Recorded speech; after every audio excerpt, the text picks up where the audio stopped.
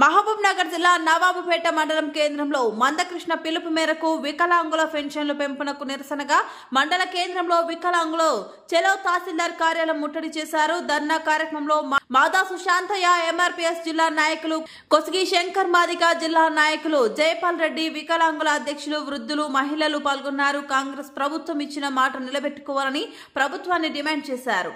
Deputy తహసీల్దార్ కు అందజేశారు. 3000 నుంచి 6000 చేస్తానని, 2000 నుంచి 4000 చేస్తానని మాట ఇచ్చి మోసం చేశారని, ఇప్పటికైనా ఇచ్చిన మాట ప్రకారం పింఛన్లు పెంచి జీవనోపాధి కల్పించాలని వారు ప్రభుత్వాన్ని డిమాండ్ చేశారు. వితంతులకు 4000 పెంచాలి, పెంచాలి, పెంచాలి. వెంటనే పింఛన్ అమలు చేయాలి. పింఛన్ అమలు చేయాలి వెంటనే. కొత్త పింఛన్ ఇవ్వాలి వెంటనే. వికలాంగుల ఐక్యత, వికలాంగుల ఐక్యత, వికలాంగుల ఐక్యత, వికలాంగుల ఐక్యత వర్ధిల్లాలి. మందాకృష్ణ మాదిగ గారి నాయకత్వం, వృద్ధుల వితంతుల పెద్ద కొడుకు అయినటువంటి మందాకృష్ణ మాదిగ గారి నాయకత్వం. మరి ఈరోజు మాన్యశ్రీ మందాకృష్ణ మాదిగ గారి ఆదేశాల మేరకు తెలంగాణ రాష్ట్రంలో నూతనంగా ఏర్పడినటువంటి కాంగ్రెస్ పార్టీ అధికారంలోకి రాకముందు వికలాంగులకు 6000 పింఛను, వృద్ధులకు వితంతులకు 4000 పింఛను ఇస్తా అని మాట చెప్పడం జరిగింది ఈ రాష్ట్ర ముఖ్యమంత్రి. మరి ఈ రాష్ట్ర ముఖ్యమంత్రి అధికారంలోకి వచ్చి 22 నెలలు గడుస్తున్నా వికలాంగుల సమస్యలు కానీ, వృద్ధుల వితంతుల సమస్యలు కానీ పట్టించుకోకుండా మరి ఆయన కాలయాపన చేస్తున్నాడు. అంటే మరి వృద్ధులకు వితంతులకు వికలాంగ మీద ఆయనకు ప్రేమ లేదని మనకు అర్థమవుతుంది. మరి ఇట్లాంటి ముఖ్యమంత్రిని మరి బర్తరఫ్ చేయాలంటే మీరందరూ ఏకతాటిగా ఒక సంఘటితం కావాలి.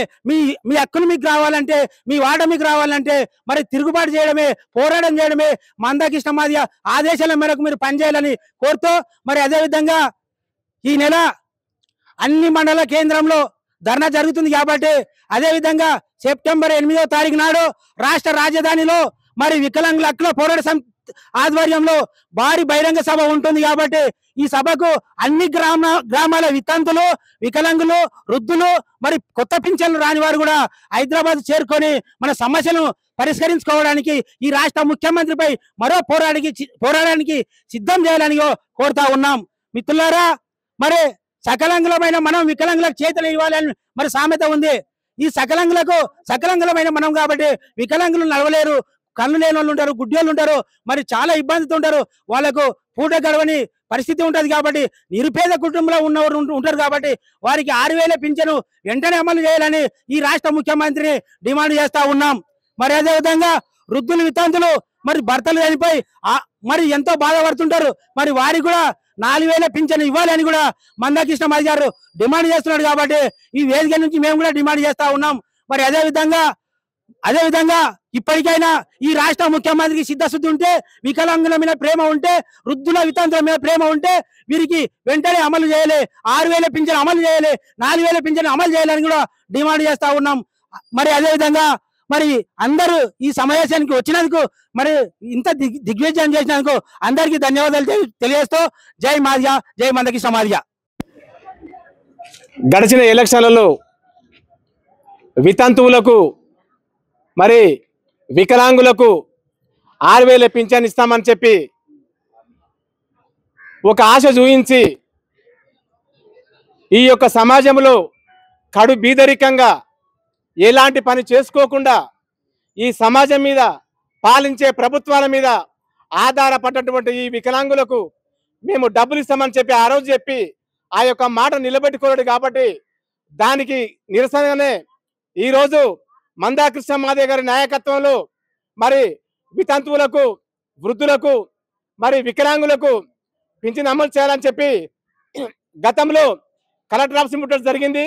ఇప్పుడు మండలాల వారీగా ఈ తెలంగాణ రాష్ట్రంలో ప్రతి ఒక్క ఎంఆర్ ఆఫీస్ ముందల ఈరోజు 15వ తారీఖు రోజు వృద్ధులు వితంతుల విషయాలకు మా ధర్నాకు పిలుపునిచ్చిన నేపథ్యంలో ఈరోజు నవాపేట మండలంలో ఈరోజు వృద్ధులు, వితంతువులు, వికలాంగులు ఈరోజు ఇక్కడికి వచ్చి తన యొక్క నిరసన చెప్పడానికి ఈరోజు వేదికను ఏర్పాటు చేసుకున్నారు.